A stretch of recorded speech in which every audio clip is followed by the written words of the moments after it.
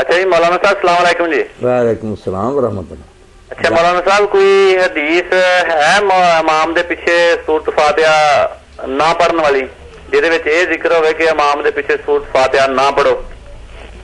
نہ تو میرے بھائی ایسی کوئی حدیث ہے جس میں صاف لکھا ہو کہ امام کے پیچھے سورہ فاتحہ پڑھو، نہ ہے کہ نہ پڑھو، نہ منع کی کوئی آئی ہے، نہ ایسی صاف ہے جس میں امام کا ذکر ہو. لے دے کر ایک حدیث تھی، اگر وہ صحیح ہو جاتی تو دنیا کو کوئی مسلمان پھر دم نہیں مار سکتا تھا کہ آپ نے فجر کی نماز پڑھائی. بعد میں کہا کہ تم شاید میرے ساتھ پڑھتے ہو، لوگوں نے کہا ہاں پڑھتے ہیں، تو فرمایا اسی لیے رکاوٹ پیدا ہوتی تھی میرے پڑھنے میں، جب میں پڑھوں میرے ساتھ کچھ نہ پڑھا کرو سوائے فاتحہ کے، کیونکہ جو فاتحہ نہیں پڑھتا اس کی نماز نہیں. یہ روایت تھی نفس صاف. کیا کریں کہ امام جیسے مغنی میں لکھتے ابن قدامہ یہ صحیح نہیں ہوئی، جتنے جتن جی چاہے کرے نہ کوئی کمزوری. اب اتنا بڑا مسئلہ کہ نماز نہیں، اس کے لیے تو بہت کبھی دلیل چاہیے. کمزور کبھی مکھور مدلس، کبھی محمد بن اسحاق، کبھی نافع بن محمود، کوئی نہیں، کمزور. وہ لکھتے ہیں مغنی میں جو صحیح ہے اس میں بات نہیں آئی، رکوع امام کی ہے یا کیا، جو ضعیف ہے اس میں آئی ہے مگر یہ فائدہ نہیں دیتی. تو یہ بحثیں ساری ہو چکی ہیں.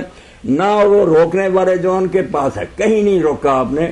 اس لیے کو پڑھتا ہے بسم اللہ حضرت عمر رضی اللہ عنہ، عبادہ بن سامت، ابو ہریرہ جہری نمازوں میں بھی امام کے پیچھے پڑھتے تھے. کوئی پتھر نہیں پڑیں گے، بالکل جائز ہے یہ پڑھ لینا بھی اگر آرام سے پڑھ لے. اور نہ پڑھیں تو امام بخاری جیسے مانتے ہیں جز القراءت میں کہ زید بن ثابت، عبداللہ بن عمر، عبداللہ بن مسعود نہیں پڑھتے تھے، کسی نماز میں پیچھے نہیں پڑھتے تھے. نماز کی بھی درست ہے. میں ان لوگوں میں سے نہیں جو یہ فتوے دیں کہ ان کی نماز نہیں، ان کی نماز نہیں. نمازیں سب کی درست ہیں.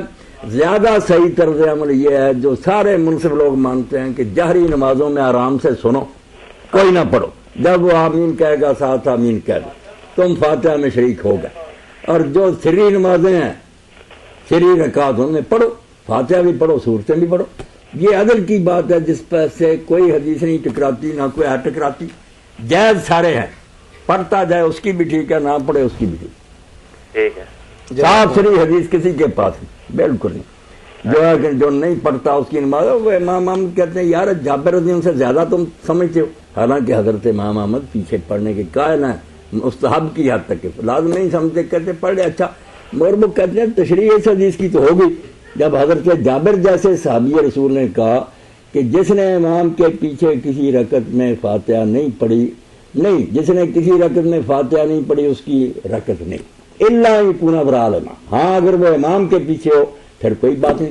یہ امام ترمذی کہتے ہیں، احمد کہتے ہیں یار جابر رضی اللہ سے زیادہ تم جانتے ہو. اس نے کھول دی بات کہ یہ اکیلے کی بات ہے، امام کے پیچھے نہ بھی پڑھے درست. یہ امام ابو داؤد نے لکھا. اس روایت کو لکھنے کے بعد سفیان بن عیینہ کہتے ہیں یہ اس کے لیے جو اکیلا پڑھے، کیونکہ دوسری طرف جو حدیث پاک آ گئی نا کہ جب امام پڑھے تو تم چپ رہو، وہ بھی جو ہے نا اذا قرأ الامام فانصتوا، امام جب قرآن پڑھے چپ رہو. اسی پر حضرت ابو ہریرہ کہتے ہیں کہ جہری نمازوں میں تو چھوڑ کہتے لوگ، جہری میں کوئی پیچھے نہیں پڑتا. تو حدیثیں بہت ہیں، 6-7 ہیں اصل، باقی کا خواہ مخواہ لمبی کرتے ہیں. 5-6 حدیثیں ہیں جو بدایات المجتہد میں مل جائیں گی، ان پر ہی بحث کا دار و مدار ہے. دیکھ لیں، اس سے یہی نتیجہ نکلا کہ پڑھے ٹھیک ہے، نہ پڑھے تب بھی کوئی بات نہیں. ویسے جہری نمازوں میں خاموشی بہتر ہے، سری میں پڑھ لینا بہتر. تو فاتحہ کے لیے بھی خاموشی، ہاں خاموشی. آپ دیکھتے ہیں، تجربہ کر لیں کہ جو پڑھتے ہیں ہم لوگ کیا تکلف ہے کہ ابھی امام کے منہ میں ہوتی ہے نہ وہ بھی آرام سے سن سکتے ہیں اور پڑھنے کی ساتھ کوشش کرتے ہیں. اور آخری آیت پر تو گمسان پڑ جاتا ہے نا، وہ بھی ختم کرنا چاہتا ہے، ہم بھی ختم کرنا چاہتے ہیں، آمین کہنا ہوتا.